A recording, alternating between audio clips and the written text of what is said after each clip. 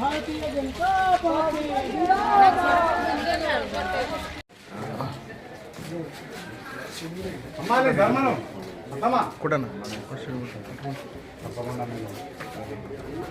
అలా local post graduate ఎప్పుడు అందుబాటులో ఉండే వ్యక్తి అవకాశం వచ్చింది ఒక ట్రైబల్ క్యాండిడేట్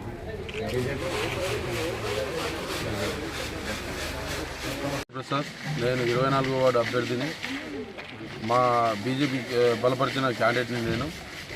ఇక్కడ మా వార్డులో ఏంటంటే గత ప్రభుత్వాల నుంచి ఎన్నుకోబడిన నాయకులందరూ ఇంతవరకు ఎటువంటి డెవలప్మెంట్ అయితే చేయలేదు. మా వార్డులో చాలా సమస్యలు ఉన్నాయి.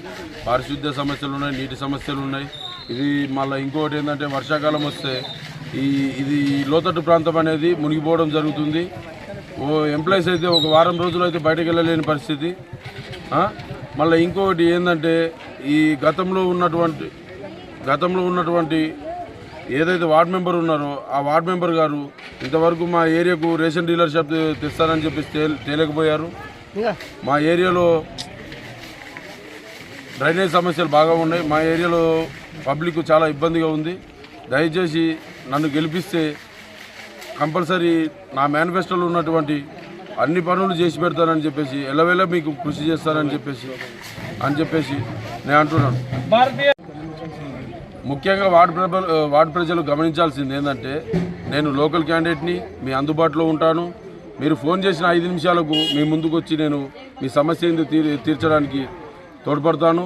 ఇంకోటి ఏంటంటే ఇప్పుడు మనతోటి కాంగ్రెస్ తరఫు నుంచి ఉన్నటువంటి ఒక అభ్యర్థి అయితే ఇంతకుముందు వేరే వార్డులో చేశారు. ఆ వార్డులో ఎటువంటి అభివృద్ధి లేదు, ఆ అభివృద్ధి పనులు చేయలేదని చెప్పేసి వాళ్ళే వచ్చేసి స్వతహాగా వచ్చి గల్లీలో చెప్తున్నారు. తనను గెలిపించుకుంటే మీరు ఎటువంటి అభివృద్ధి పొందలేరని చెప్పేసి అంటున్నారు. మళ్ళీ ఇంకొకటి ఏంటంటే బీఆర్ఎస్ తరఫు నుంచి ఆల్రెడీ ఉన్నటువంటి అభ్యర్థి మళ్ళీ ఇప్పుడు ఎస్టీ కేటగిరీ చెందిన అభ్యర్థిని నిలబెట్టడం జరిగింది. వాళ్ళు కూడా గత 10 సంవత్సరాలుగా రూలింగ్లో ఉన్నారు, ఎటువంటి అభివృద్ధి చేయలేదు. తను 10 సంవత్సరాలుగా కౌన్సిలర్గా ఉన్నాడు, ఎటువంటి అభివృద్ధి చేయలేదు. నేను చదువుకున్న వ్యక్తిని, ఎంఏ ఎకనామిక్స్ చేశాను, పీజీ చేశాను. దయచేసి ఒక్క అవకాశం ఇవ్వండి. నేను ట్రైబల్ క్యాండిడేట్ని, నన్ను ఆశీర్వదించండి మీరు కంపల్సరీ. మీరు ఆశీర్వదిస్తే మీరు వేసే ఓటు అనేది నేను మున్సిపాలిటీలో మీ ఓటు ద్వారా నేను గలమిప్పు మీ సమస్యలపై పోరాడతాను. నేను మీ సేవకుడిగా ఈ 24వ వార్డులో నన్ను గెలిపించి బలపరిచి నన్ను కౌన్సిలర్గా చేస్తే మీకున్నటువంటి సమస్యలన్నీ నేను ఎల్లవేళ తీరుస్తాను. మీకు పని నేను చెయ్యని ఎడల ఈ కాలర్ పట్టి నడి రోడ్డు మీద పట్టి నన్ను గుంజి కొట్టండి. మీకు పని చెయ్యకపోతే మీకు ఓటేసే దమ్ముందా? దమ్ముంటే నాకు ఓటేయండి. మీ పని చెయ్యకపోతే ఈ కాలర్ పట్టి నడి రోడ్డు మీద కొట్టండి నన్ను. జై శ్రీరామ్. కోసం ధర్మం కోసం ఏదైతే భారతీయ జనతా పార్టీ ఢిల్లీ నుంచి గల్లీ దాకా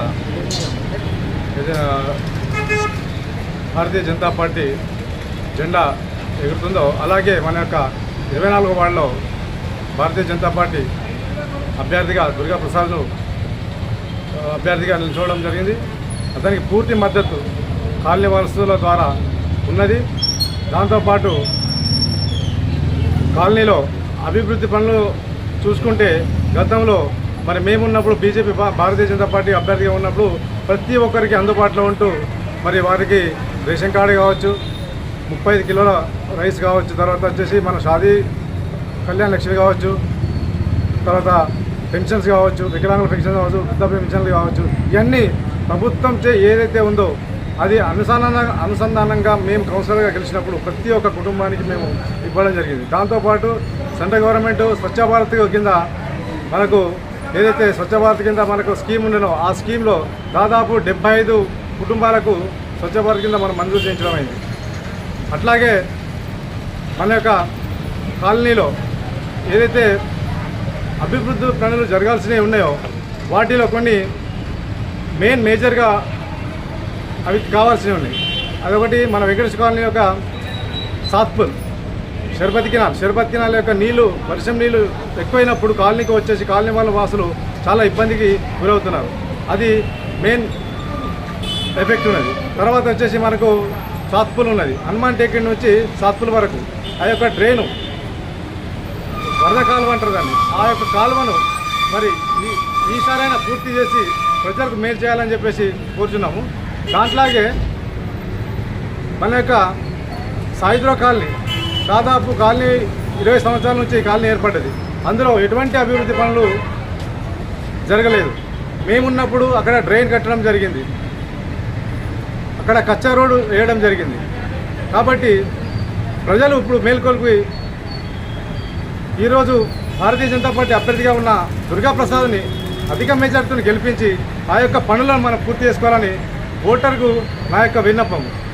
అట్లా మేజర్గా మనకు ఉన్న ఇబ్బందులు ఏంటంటే మా వార్డుకి సంబంధించి మరి రేషన్ కార్డు బాగా ఇబ్బంది ఉన్నది. మాకేమో నరేంద్ర మోడీ గారు ఫ్రీగా ఇస్తా, ఇక్కడ మాత్రం మేము పోయి 100 రూపాయలు ఖర్చు పెట్టుకొని తీసుకోవాల్సి వస్తుంది.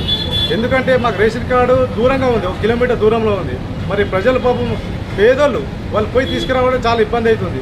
దాని దృష్ట్యా మరి ఈసారి ఆ యొక్క దుర్గాప్రసాద్ గెలిచిన తర్వాత వెంటనే మరి కలెక్టర్ దగ్గర కూర్చోండి మరి ఈ యొక్క పరిష్కారం చేస్తానని నేను ఆశాభావం వ్యక్తం చేస్తున్నాను.